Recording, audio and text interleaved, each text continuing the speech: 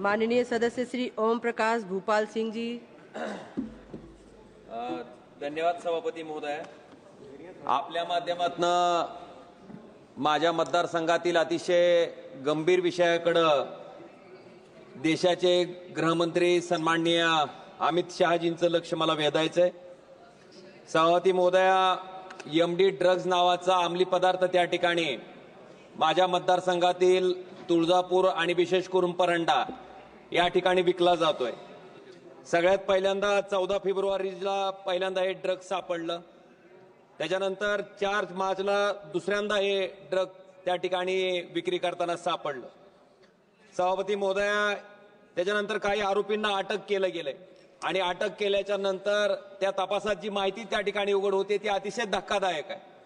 मागच्या 2-3 वर्षापासून याची विक्री चालू आहे आणि त्या जी महिला ही रॅकेट चालवते तिचा अकाउंट तपासल्याच्या नंतर जवळपास 5 कोटी रुपये त्या एकाच अकाउंटवर त्या ठिकाणी जमा झालेले आहेत। काही सोनं त्या ठिकाणी हस्तगत केलंय।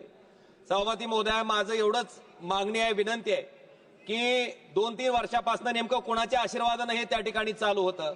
स्थानिक पोलिसांचा त्या ठिकाणी याच्यात सहभाग होता आणि दुर्दैव असं आहे की ह्याचा तपास पहिल्यांदा हेड कॉन्स्टेबलकडे दिला गेला, त्यानंतर PSI कडे, त्यानंतर API कडे। मला वाटतं अशा गंभीर गोष्टीकडे अतिशय किरकोळ पद्धतीने त्या ठिकाणी बघितलं जातंय।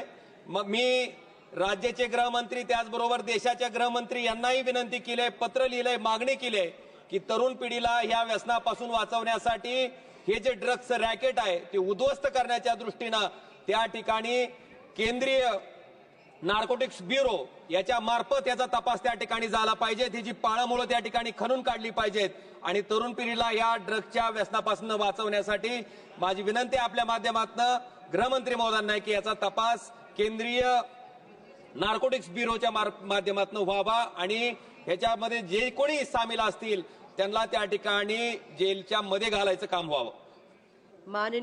माननीय सदस्य श्री अमरिंदर सिंह राजा जी।